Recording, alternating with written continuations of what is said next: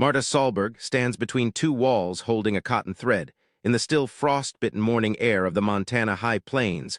From the road, Jens Hodgen stops his wagon shouting across the frozen field to the widow building a second wall ere she replies without looking up, continuing her work, as Jens rattles away, certain that the woman has finally lost her mind in the Milk River Valley. Neighbors watch Marta with a mix of pity and resignation, certain she will not survive the winter alone at 41. Marta spends $60 she cannot spare on walls, while a banknote looms in the distance. The almanac warns of a brutal winter, and the community has already categorized Marta among the dead. Like her husband, Marta arrived from Norway in 1891, young, and married to Einar, a man full of laughter and high hopes. Einar believed he could build something enduring in this thick grass, a legacy that would survive long after his passing. Einar built the barn first, a sensible homesteader's priority to protect the livestock from Montana's brutal climate. Milled lumber and banked earth made Einar's 1893 barn the pride of the Milk River Valley.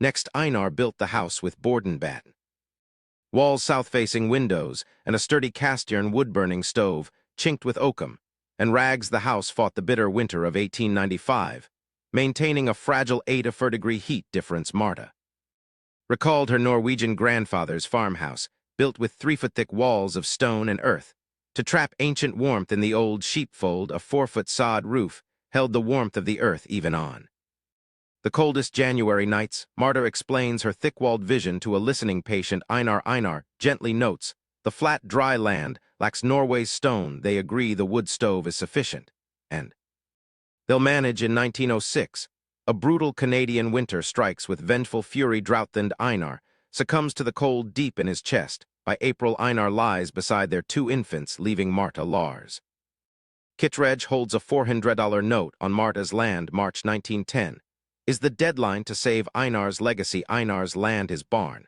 and the family graves are endangered. Marta refuses to freeze or lose her surviving livestock. The house and barn consume too much fuel and fodder. With grim determination, Marta Solberg begins her strategic survival plan.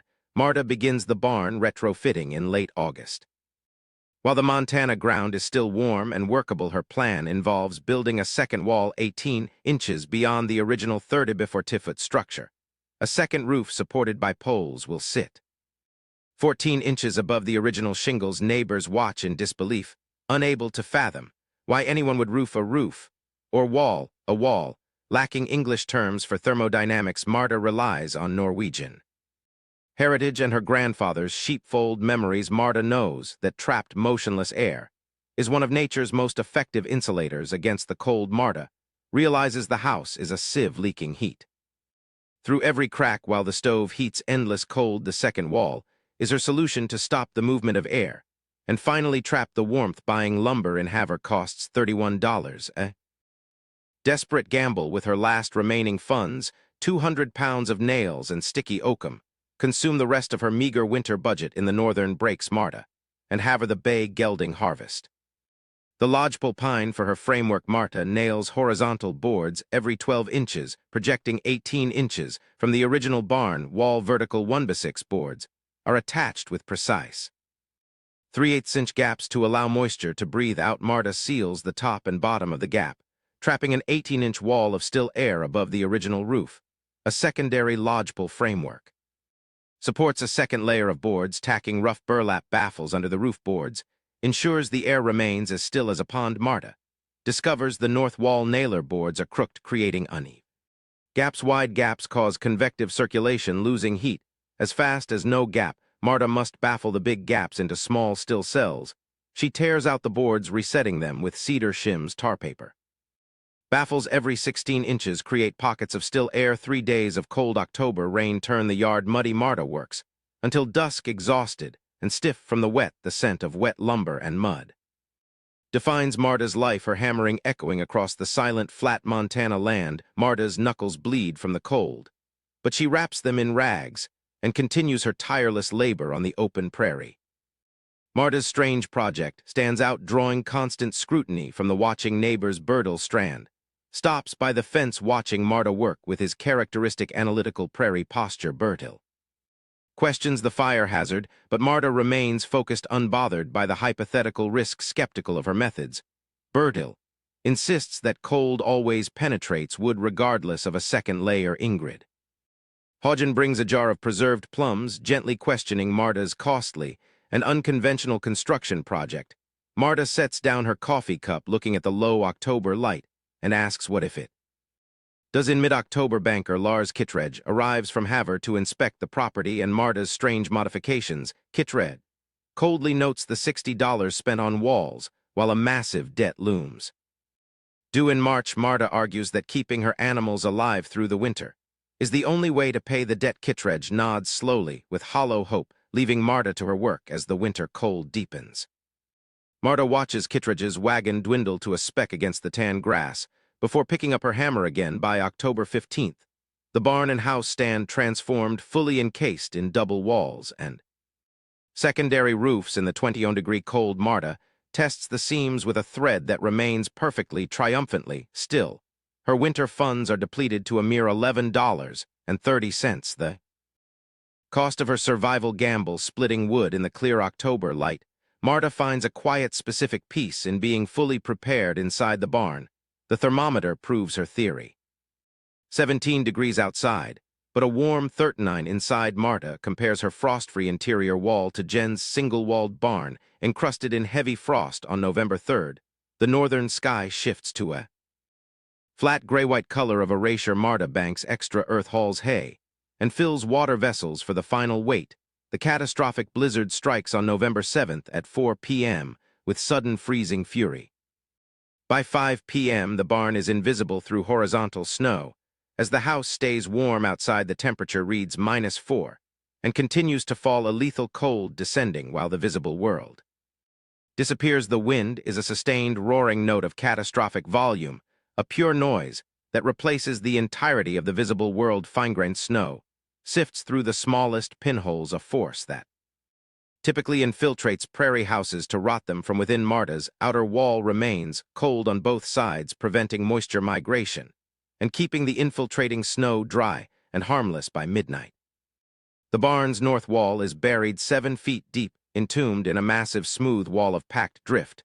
The packed snow becomes an additional layer of insulation, further shielding the livestock from the -27-degree fury outside. The blizzard, in its freezing fury, builds Marta a third wall of insulating packed snow. At 2 in the morning, the house maintains 4 degrees, while the exterior plummets to -19, wrapped in thick wool. Marta listens to the storm's roar and thinks of Einar, finally warm across the valley. Jens Hodgen finds his water bucket frozen solid by the stove. At midnight, Jens moves his wife and children into one room, body heat their desperate last defense in his freezing barn. Jens urges his listless hypothermic cattle to keep moving. Bertil Strand banks his barn with straw, but the exposed north wall leaves his horses shivering in the freezing dark. Bertil burns through his winter coal supply, desperately trying to maintain heat as the structure leaks through every board. Lars Kittredge's expensive barn, the valley's finest, struggles to hold warmth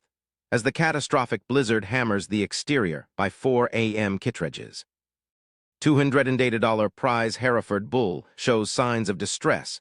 In the dropping temperatures, Kittredge's hired man spends the night wrapped in horse blankets, feeding the stove every 40 minutes. At 6 a.m. on November 8th, Marta dons her protective gear and steps into the storm's fury. Snow drifts reach Marta's waist as she prepares to navigate the total whiteout toward her barn site.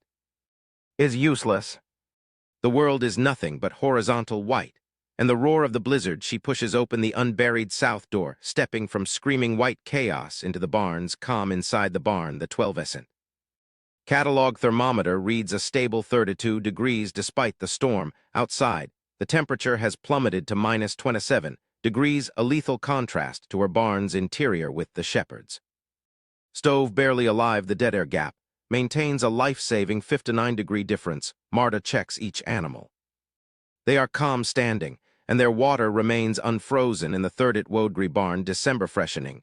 Cows eat hay patiently, while 32 sheep huddle together, creating a biological furnace of collective heat in their stalls. The horses regard Marta with calm eyes, comfortable and secure within the fortified double-walled structure.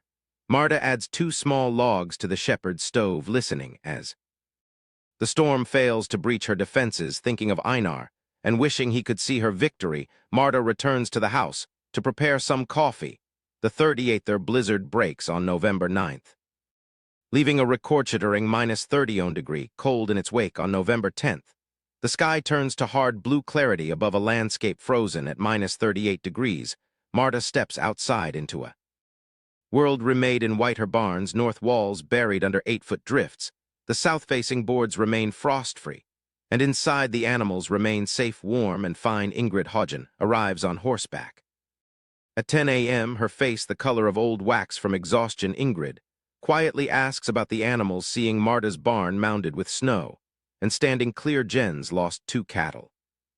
They died on their feet, unable to hold the necessary warmth. Marta invites Ingrid inside for coffee, offering the comfort of a warm room. After 38 hours of fear, Bertil Strand arrives in the afternoon, his horse suffering from pneumonia, and his winter coal supply completely exhausted. Bertil stands in the yard, silently observing Marta's double-walled barn for a long, contemplative moment. The second wall, Bertil says, acknowledging its success. As Marta confirms his observation, Bertil calculates the costs and asks Marta to help him build a second wall come spring. On the 3rd day, Lars Kittredge arrives, surveying the snowdrifts standing solid against Marta's walls like a fortress. Kittredge asks about the barn's temperature during the storm's peak, looking at his own hands with quiet humility. Kittredge admits his prize bull barely survived the freezing night.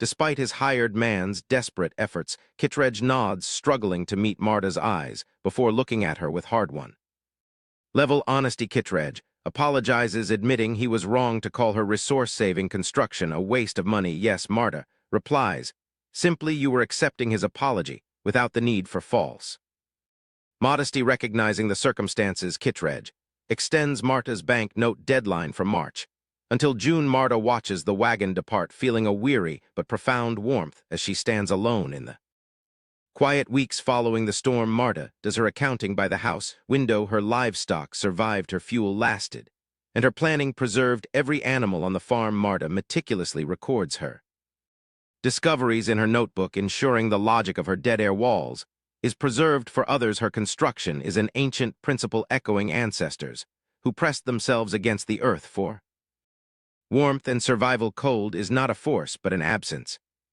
True survival means stopping the movement of heat from its home. Movement is the enemy. By sealing and stilling the air, Marta has rendered the freezing Montana cold irrelevant. Einar's stove once fought an exhausting, expensive battle, heating a house that leaked warmth like a sieve. The second wall simply refuses to engage, keeping the lethal Montana cold exactly where it belongs. Outside, Marta reflects on survival by building stillness around the things she preserves. Stillness is a form of strength, a lesson learned from ancient traditions. Spring 1910 brings a clear thaw to the frozen Milk River Valley. In June, Marta pays Kittredge with profits from her healthy livestock. $11 in the tin. Marta prepares for a new season that spring with Marta's guidance. Jens Hagen and Bertil Strand both retrofitted their barns with a protective second wall. Even Lars Kittredge commissioned a second roof for his Hereford barn. Though he never once mentioned Marta Solberg's name, the Haver carpenter smiled to himself, building the roof correctly while knowing exactly whose plan he was following to the valley. The storm proved Marta right. To Marta, it was simply winter, unconcerned with human tradition. Generations later, the ghost of her barn remains in double sill plates, marking a woman who measured air where her lesson took hold. The silence between the walls still holds warmth like a memory refusing to let go.